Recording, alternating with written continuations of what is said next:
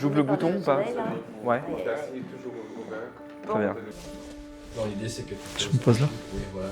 Je suis pas très à l'aise. Mais vous allez être très à l'aise. Vous allez... C'est horrible. J'ai le cœur qui bat fort. Vous voulez que je regarde vous, caméra? Ok. Dans cette transition énergétique, je pense que chacun a un rôle à jouer et à ma manière, dans mon travail, chaque jour, je contribue par mon énergie au sein de toute une équipe à faire grandir un groupe qui a une action mondiale. Elle est très spéciale, l'entreprise, parce qu'elle est assez discrète, mais en fait, elle fait du travail de fond, du travail endurant, du travail qui est vraiment très méthodique, mais également très adapté et qui répond aux besoins, comme je disais, du client à tout instant. Elle est spéciale également dans les personnes qu'elle emploie. C'est quelque chose qui est extrêmement apprécié par tous. Des personnes de qualité, des personnes qui sont à l'écoute, des personnes qui sont vraiment très flexibles. Ce qui est spécial chez Viria et chez les gens qu'on côtoie, c'est que c'est des gens passionnés, hyper compétents dans leur spécialité. Et aussi des gens qui n'ont pas peur en fait, qui n'ont pas peur de l'inconnu, des incertitudes. Voilà, c'est vraiment ce qui fait la particularité des gens qui travaillent ici. Ce qui me plaît, c'est de travailler avec des femmes et des hommes qui sont engagés, investis dans la transition énergétique et qui sont vraiment passionnants. Depuis 6 ans et demi, j'ai rencontré beaucoup de personnes qui avaient à cœur d'animer cette transition énergétique pour le groupe, mais également pour les territoires avec lesquels on travaille. Et ça, c'est quelque chose d'assez enivrant et de passionnant. Et c'est pour ça que je suis depuis 6 ans et demi dans cette entreprise et pas une autre. C'est un environnement qui est extrêmement particulier, puisque moi, pour le contexte, j'ai fait une école d'ingénieur, j'ai fait ingénieur mécanique notamment. On était, je crois, 3 filles dans une classe de 100 au moins.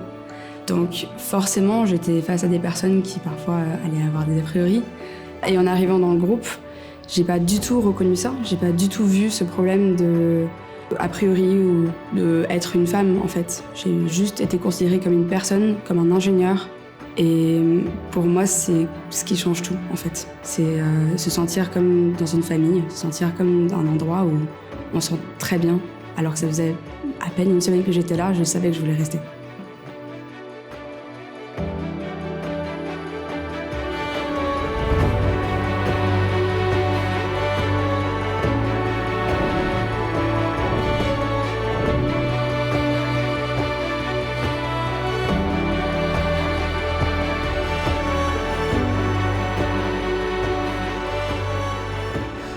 Je pense que le fait de grandir, de se développer, permettra pour nos générations futures finalement d'avoir l'accès à une énergie propre, décarbonée, et surtout une accessibilité qui doit se développer aujourd'hui. De populatie gaat stijgen. Als gevolg daarvan zullen wij constant meer energie nodig hebben. Energie die kan komen van de traditionele grijze zone waar we van spreken, aardolie, aardgas, of het kan ook komen van de groene energie waar wij op inzetten. Au niveau des défis à relever d'ici les 10 prochaines années, pour moi c'est la mentalité, il faut qu'elle change, il faut qu'on avance avec notre temps. Il faut qu'on arrive à accepter les énergies renouvelables dans tout le sens du terme, que ce soit la méthanisation, le solaire, l'éolien. Il faut aussi qu'on arrive à sensibiliser chaque personne sur les petits gestes du quotidien. Ça passe des voitures hybrides, électriques, au traitement de nos déchets, à changer notre alimentation, notre façon de faire. Le but c'est de laisser un avenir pour les générations futures. En 5 ans, j'ai observé un vrai changement des mentalités, notamment sur la vision que les gens avaient des énergies renouvelables. Et maintenant, on peut avancer, on peut accélérer en fait sur ce développement. On avait des objectifs européens qui étaient très ambitieux à l'époque.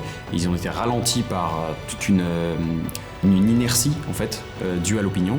Et maintenant, on peut accélérer sur les 10 prochaines années, les 20 prochaines années, on va pouvoir déployer toute la puissance installée nécessaire à la décarbonation de la société et en même temps, peut-être nous permettre de sortir des énergies fossiles en Europe.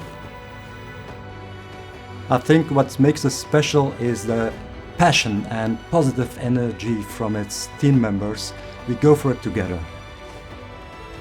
Deze cultuur van vertrouwen en ondersteuning geeft ons een unieke identiteit en is de drijvende kracht achter ons succes in hernieuwbare energie.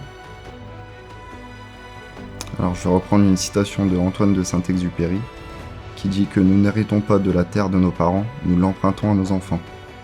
Une phrase qui caractérise notre travail au jour le jour, c'est « si pas nous, qui ? Si pas maintenant, quand ?»